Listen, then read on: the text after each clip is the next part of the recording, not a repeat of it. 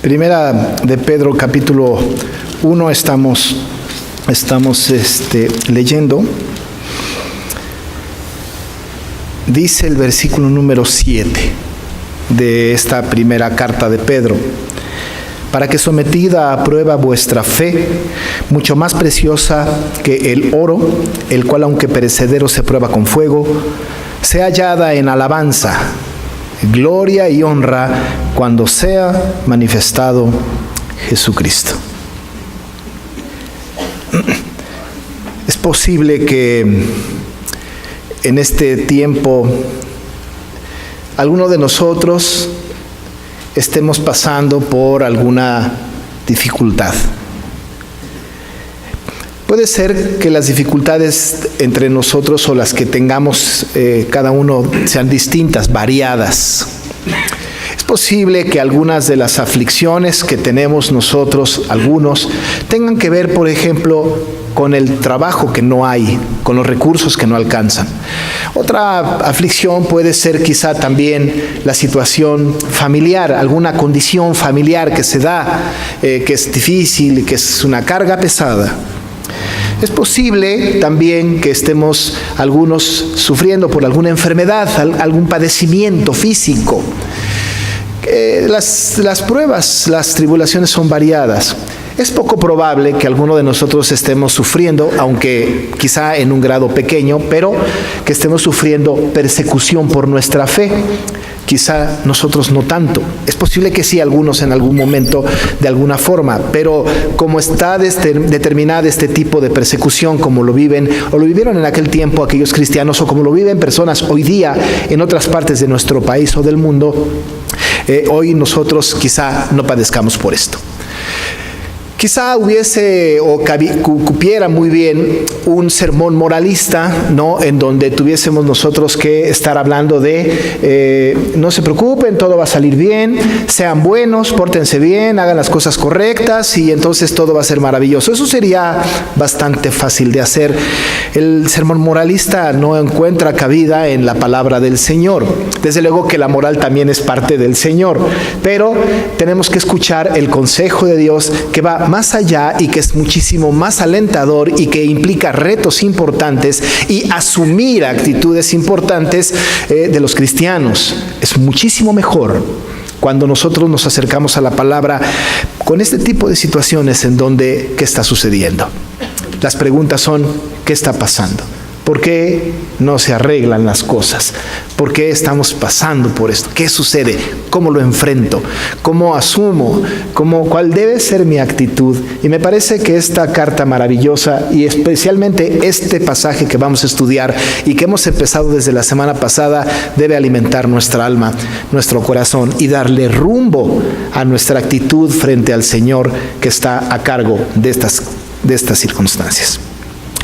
Hemos estado viendo desde antes, desde que empezamos el estudio de esta carta, hermosa carta, que el apóstol Pedro está escribiéndole a estas personas que, como hemos dicho, y no lo voy a repetir mucho, pero solamente lo menciono porque siempre es bueno la recapitulación y el avance, son gente expatriada, pues gente que no está viviendo en su casa, en su lugar, en su tierra, pues de arraigo, ¿no? Que están diseminados por la persecución que se desató a partir de Esteban, como ya lo vimos las veces anteriores, y que los cristianos empezaron a huir, salir de Palestina y se fueron rumbo a Damasco y luego se fueron hacia Asia y luego se fueron más allá de Asia, llegaron hasta Macedonia en aquel tiempo y seguramente el evangelio siguió yendo por diferentes lugares. Estaban pues expatriados y con una sentencia terrible que todavía no les llegaba exactamente en ese momento, que era la amenaza de Nerón de acabar con la iglesia, con los cristianos que, como dijimos la vez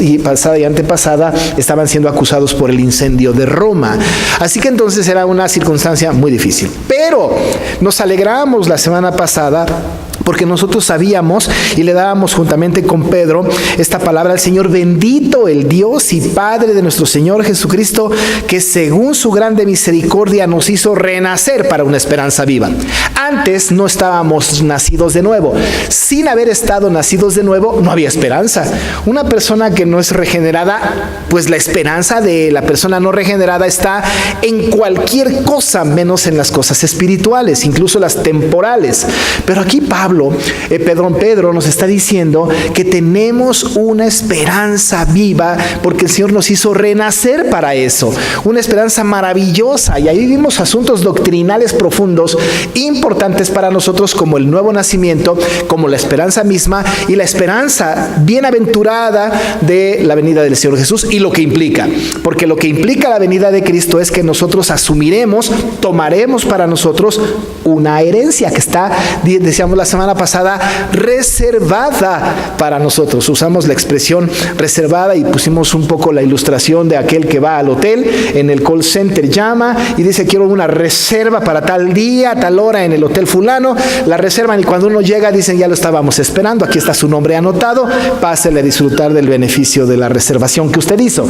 Bueno, pues el Señor Jesucristo nos reservó un lugar, así lo dice en el capítulo 14 del Evangelio de Juan. Nos reservó un lugar y es una cosa hermosa. Dice: voy pues a preparar lugar para vosotros, y pues nos pone una reserva maravillosa. Bueno, pues está reservada esa esperanza, y allá vamos a tener una herencia incorruptible, incontaminada e inmarcesible, dice pues la palabra reservada para nosotros. Bendita esperanza. Cualquiera de nosotros diría: bueno, pues ya queremos tomar parte, queremos tener esta herencia ya en medio de nosotros, queremos hacer esto, queremos esta herencia. Pero el apóstol Pedro nos dio mucho ánimo de saber que al final tendremos esta herencia maravillosa. Es una esperanza viva que tenemos debido a la resurrección de Jesucristo de entre los muertos. En esta herencia que nosotros vamos a tener, en esta esperanza viva que nosotros tenemos nosotros, mientras que se cumple un periodo de tiempo. Ahora, hace algún tiempo mencioné yo una doctrina reformada importante que tiene que ver con el ya, pero todavía no. Suena como ridícula la doctrina, ¿no es cierto? No tiene un término muy teológico, pero es así: ya, pero todavía no. Ya somos salvos, ya lo somos. Ya está, el Señor nos regeneró ya, pero todavía no en plenitud. Decíamos aquella vez, y lo quiero reiterar ahora, nos falta la glorificación, pues la resurrección. Ya usted y yo somos salvos, ya está de la declaración hecha, pero seguimos en el cuerpo que tenemos, ¿no? Corruptible, mortal, ¿no? Que se echa a perder. Nada más hay que echarle una mirada cada mañana, ¿no? al cuerpo, y cuando uno va creciendo, hay dolores que uno no sabía que pudiesen dar, y uno amanece con un nuevo dolor, ¿no? Con una cosa diferente. Yo estoy experimentando eso en mi vida ahorita, ¿no? Algo distinto cada vez que no se explica uno qué está pasando. Bueno, nuestro cuerpo es mortal, corruptible y se marchita, pues se va acabando, ¿no? Así que ya somos salvos, pero el Señor no solamente salvó nuestra alma, sino que además salvó nuestro cuerpo también. De alguna manera el Señor dice: tu alma está ya resguardada conmigo, resguardada, y ahorita vamos a ver el depósito que dice aquí en la palabra, pero tu cuerpo, que también me pertenece, lo voy a traer conmigo hasta el final del tiempo. ¿Y cómo lo vas a hacer, Señor? En la resurrección de los muertos. Allá culmina el proceso completo de la salvación. En el ínter le llamamos nosotros santificación. Ahí estamos, creciendo en gracia, siendo más parecidos a Cristo. Eso es lo que nos conviene estar haciendo. Bueno, pues entonces el Señor está inspirando al apóstol Pedro diciendo entonces esta doctrina de ya, pero todavía no. ¿Cómo lo dice? En el verso 5. Dice que sois guardados por el poder de Dios mediante la fe, para alcanzar la salvación que está preparada para ser manifestada en el tiempo postrero. Ahí está. La doctrina de ya, pero todavía no. Ya. Sois guardados por el poder de Dios mediante la fe. Ya. Ahora mismo. Esto debe de dar aliento a la iglesia, al creyente de aquella época y a nosotros. Somos guardados por el poder de Dios mediante la fe. Esta es la noticia del día. Somos guardados por el poder de Dios. Estamos en resguardo de Dios. El Señor nos ha dado la fe, nos ha dado la salvación y nos tiene resguardados. El no creyente no está resguardado por Dios. El creyente está resguardado por Dios. Este Señor es depositario de nuestra fe, de nuestra salvación. Él ya la tiene. ¿Sabe qué? Es una salvación que no se va a perder jamás. La salvación es permanente porque el sello que tiene la salvación es el sello de Dios y Dios no miente y no cambia. De tal forma entonces que dice la palabra que somos guardados por el poder de Dios mediante la fe. Guardados mediante la fe. Dice el texto que somos guardados, ¿para qué? Para el ya y el todavía no, para el final del tiempo. Dice, para alcanzar la salvación, y no porque no la tengamos, sino porque estamos en el proceso, que está preparada ya, y además el Señor ya la reservó, para ser manifestada en el tiempo postrero. Somos nosotros ahora todavía un producto no terminado. Sigue trabajando el Señor en nuestras vidas, pero somos pues resguardados, somos guardados por el poder de Dios. No le pudiésemos decir al Señor, Señor, no te preocupes, yo me encargo. Ocúpate de Siria y de Estados Unidos, acá nosotros nos encargamos. No podría ser. Cuando nosotros tomamos el control en nuestras manos, se echan a perder las cosas. Somos guardados por el poder de Dios mediante la fe. Gran bendición. Aquellos están sufriendo y Pedro está preparando el terreno para decirles a ellos algo importante respecto a este asunto, porque son guardados, dice usted, son guardados por el poder de Dios mediante la fe para alcanzar la salvación que está preparada para ustedes cuando la manifestación de la venida de Jesús. Pero no se preocupen, ahí están. Son guardados y la salvación es algo muy importante. Aquellos creyentes deben decir, gloria a Dios. Nosotros, por ejemplo, también pudiésemos decir, es cierto, nos alegra, nos pone contentos esta noticia.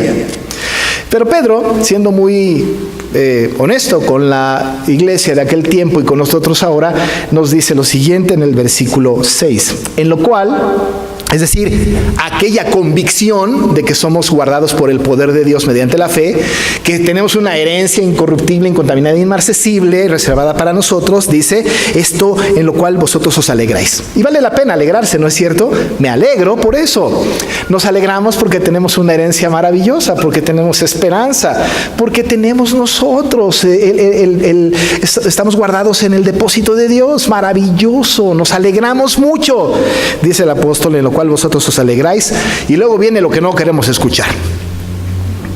Aunque ahora, por un poco de tiempo, si es necesario, tengáis que ser afligidos en diversas pruebas.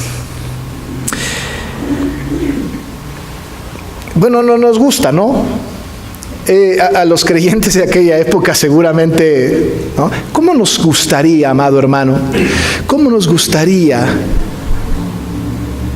tener una fe, entrar a una fe que no tuviese, en donde no tuviese que haber aflicción? ¿Cómo nos gustaría pertenecer a estos grupos en donde uno para de sufrir? ¿Cómo nos encantaría encontrar a un Dios que una vez creyendo en Él y en su Hijo, todo se arreglara, todo estuviera perfecto, no hubiese un solo problema? ¿Cómo nos gustaría que esto fuera así? Pero no lo es.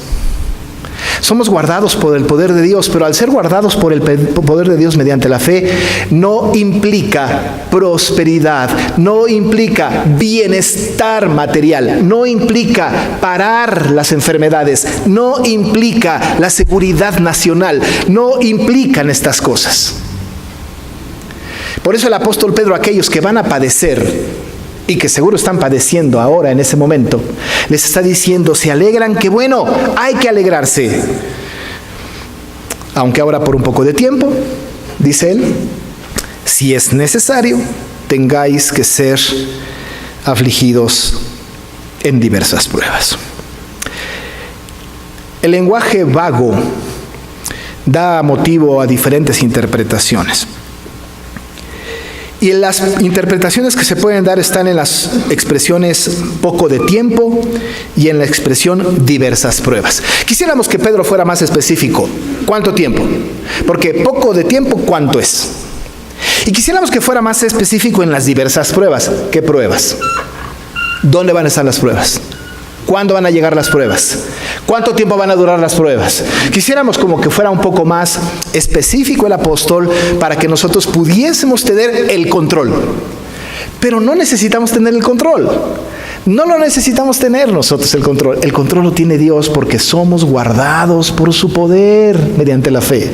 Creemos en Jesucristo, creemos en el poder de Dios, creemos que la obra que empezó en nosotros la culminará hasta el día de Jesucristo. Creemos que estará con nosotros todos los días hasta el fin del siglo del mundo. Creemos que está con nosotros el Consolador que nos va a convencer de todo pecado, nos va a dirigir en nuestra vida espiritual. Creemos en la presencia permanente, constante, visible del Señor en nuestras vidas. Lo creemos. No necesitamos detalles. Moisés le dijo al Señor que le mostrara el camino en el desierto, ¿se acuerda, no? Y el Señor no le dijo, mira, vas a ir en esta ruta, aquí está, te voy a dar este mapa, qué sé yo. No, le dijo, mi presencia irá contigo. Entonces no importa la ruta, no importa el derrotero, no importa lo que pase en el camino. Lo único que importa es que tú vas conmigo. Los cristianos de estas regiones de Asia tenían que saber, pues, que no importaba saber cuánto tiempo ni cuáles pruebas, sino solo saber que estaban guardados por el poder de Dios mediante la fe. Algunas veces, cuando he tenido oportunidad de hablar con algunas personas que están en aflicción, me preguntan, es que ya me desesperé. ¿Cuánto tiempo más? ¿Cuánto tiempo más? Seguro que a lo mejor a alguno de ustedes les he pasado, parece ser que vienen formadas las tribulaciones una detrás de otra y se vienen empujando casi. ¿Cuánto más? ¿Cuánto más? Bueno, pues un poco de tiempo. Dice Juan a la iglesia de Apocalipsis que va a haber un padecimiento por 10 días. 10 días. Pues eso está padre, ¿no? Porque 10 días está bien. Es menos de una quincena. Está bien. Pero no estamos hablando de 10 días de manera literal. Estamos hablando de un tiempo determinado. Pero además la promesa que el Señor hace a esta iglesia le dice, y al que venciere, le daré la corona de vida. Es importante, porque el poco de tiempo, amado hermano, puede ser toda la vida. Toda la vida. Puede ser que pasemos nosotros una prueba y salgamos muy bien, pero no pasa mucho tiempo cuando estamos en otra. Un poco de tiempo puede ser toda la vida. Y el pasaje que a mí me encanta y que es oportuno para este texto es el que está en 2 Corintios 4. Pero esta leve tribulación momentánea produce en nosotros un cada vez más excelente y eterno peso de gloria. Leve tribulación momentánea. Pedro les está diciendo a aquellos, un poco de tiempo, si es necesario, tengáis que ser afligidos en diversas pruebas. Diversas pruebas, no sabemos cuáles son, no sabemos tampoco cuántas son, pero sin lugar a dudas son variadas. Ojalá y nosotros tuviésemos un problema, uno solamente, bien identificado. No, tenemos un montón. Tenemos un cóctel de pruebas, un montón de situaciones. Bueno, pues es necesario que tengamos que ser afligidos en diversas pruebas, por un poco de tiempo. Pero Señor, ¿hay un propósito en esto?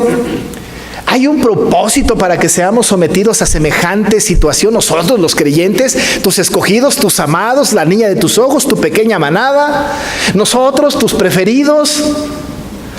Pues sí, absolutamente necesario. ¿Pero para qué? ¿Qué propósito tiene? Pero miren nada más cómo lo dice el verso 7. ¿Para qué? Sometida a prueba vuestra fe, mucho más preciosa que el oro, el cual, aunque perecedero se prueba con fuego, sea hallada en alabanza, gloria y honra cuando sea manifestado Jesucristo. ¿Para qué? Para que sea sometida a prueba nuestra fe. Fíjese que esto ha causado conflicto en algunas personas que dicen que no puede ser sometida a prueba la fe. No sé por qué lo dicen, pero eso dicen. Pero es bíblico. La fe tiene que estar sometida a prueba. Porque hay hoy día personas que hacen una declaración de fe, una profesión falsa de fe, y que a la primera prueba incluso llegan a negar al Dios que supuestamente en el cual habían creído. Una persona que es regenerada, amado hermano, hermana, una persona que ha sido salvada por Cristo, nosotros los que somos pueblo adquirido por Dios, nación santa, este pueblo de reyes y sacerdotes, nosotros pues regenerados, cuando es sometida a prueba nuestra fe, debemos enfrentar la prueba con gozo. Con gozo. Solamente 2 veces aparece la palabra prueba en el Nuevo Testamento. Una es aquí y otra es con Santiago, que dice que nos hallemos en gran gozo, que estemos en gran gozo cuando estemos en diversas pruebas. Es absolutamente necesaria para nosotros que sea probada nuestra fe. Necesario. Un día el Señor le dijo a Abraham que fuera ahí al monte Moriah para sacrificar a su hijo, usted se acuerda.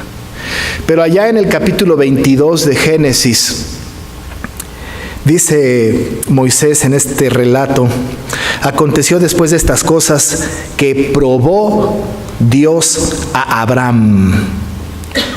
Que probó Dios a Abraham. Lo probó. ¿En qué lo probó?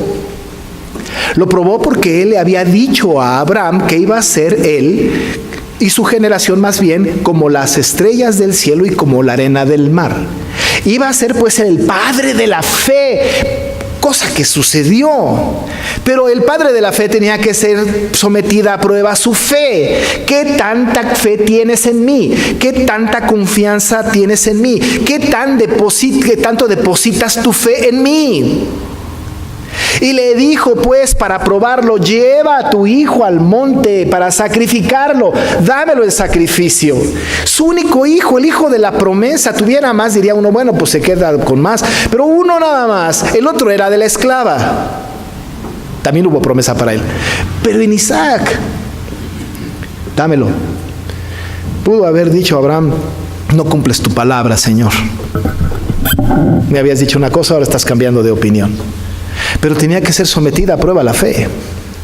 Y ahí va Abraham, usted sabe la historia.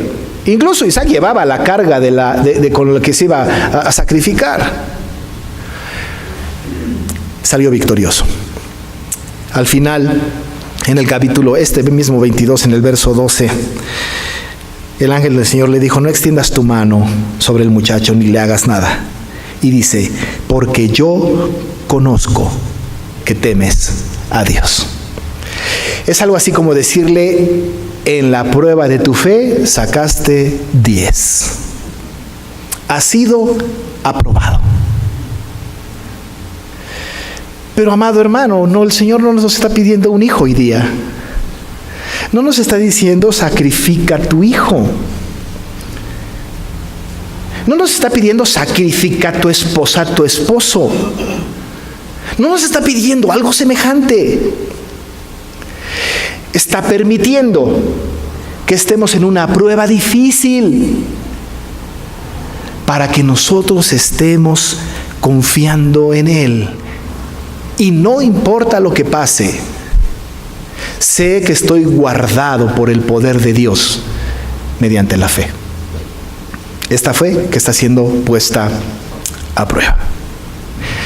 Dice el texto, para que sea sometida a prueba vuestra fe, y además la pone en un lugar mayor que el oro. Usted sabe que el oro es una piedra preciosa. El oro está mencionado 835 veces en el Nuevo Testamento, en el Antiguo y Nuevo Testamento. Es el metal más mencionado en la Biblia y además es con el que se comparan la mayoría de las cosas valiosas. ¿Se acuerda en el camino al desierto cuando se hizo el tabernáculo? Tenía que ser cubierto de oro casi todo lo que se hacía. Casi todo lo que se hacía. El oro era muy importante. Dice la palabra pues que nuestras obras van a ser pasadas por fuego, y algunas obras serán de hojarasca, de madera, de piedras preciosas, de oro. El oro es importante. ¿Qué tan importante será el oro que incluso cuando llegue el final del tiempo, la Nueva Jerusalén va a tener calles de oro? El oro es vital. Pero el oro, aun y cuando se pone bajo el fuego y lo único que pasa es que se purifica y se vuelve en un oro quizá de 24 quilates, lo que sucede con el oro es que también es perecedero. También. Y dice la palabra del Señor aquí que la fe que nosotros tenemos, que el Señor nos ha dado, es mucho mejor que el oro. Dice el texto, para que sometida a prueba vuestra fe, mucho más preciosa que el oro, el cual, aunque perecedero, el oro, se prueba con fuego, y ahora la fe sea hallada en alabanza, gloria y honra cuando sea manifestado Jesucristo. Al final del tiempo, hermano, no ahora, cuando sea manifestado Jesucristo, y llegaremos a la presencia de Dios con un montón de pruebas, aprobados. Y entonces nos presentaremos al Señor en alabanza, gloria y honra. Lo más probable es que el Señor nos diga, bien, buen siervo y fiel, sobre poco fuiste fiel, sobre mucho te pondré, entra al gozo de tu Señor. Los cristianos de las regiones de Asia, hermanos, padecían mucho. Persecución, muerte, mucho. Hoy día, en el mundo, los cristianos padecemos también. Hay circunstancias, como dije al principio, muy complejas, muy difíciles. Pero es absolutamente necesario que tengamos que ser afligidos por un poco de tiempo en diversas pruebas, para que sometida a prueba nuestra fe, que es mucho más preciosa que el oro, el cual aunque perecedero se prueba con fuego, sea hallada en alabanza, gloria y honra para cuando sea manifestado Jesucristo. Pero ¿cómo lo vamos a lograr? Teniendo una firme convicción de que somos guardados por el poder de Dios mediante la fe, para alcanzar la salvación que está preparada para ser manifestada en el tiempo postrero.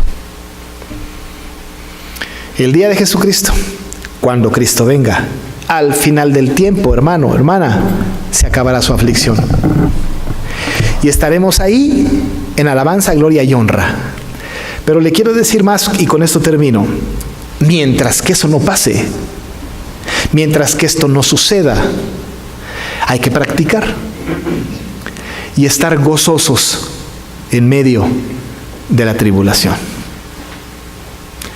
Gozosos, preocupados posiblemente, sostenidos de la mano del Señor sin duda, tomando cartas en el asunto, no hay duda, pero gozosos, porque somos guardados por el poder de Dios mediante la fe. Oramos. Señor,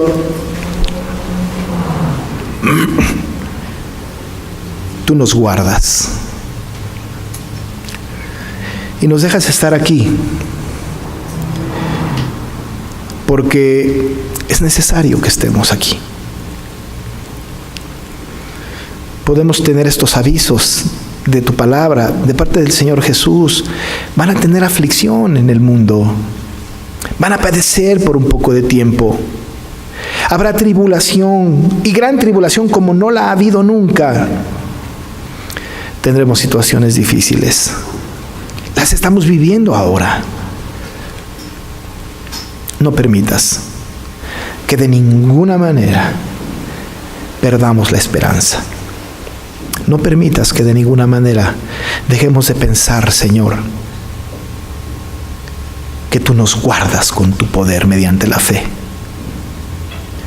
No nos dejes, Señor, pensar que nos has dejado, sino que está siendo sometida a prueba nuestra fe, que es mucho más preciosa que el oro, que aunque perecedero, perece, muere, se acaba, aunque sea refinado. Y nosotros queremos tener esta fe, que al final del tiempo se hallada en alabanza, gloria y honra, cuando se ha manifestado Jesús. Padre, habla al corazón de la iglesia. Y si hay alguien que está padeciendo, ministrale en su corazón. Déjale saber que estás a cargo y que tú le guardas con tu poder mediante la fe.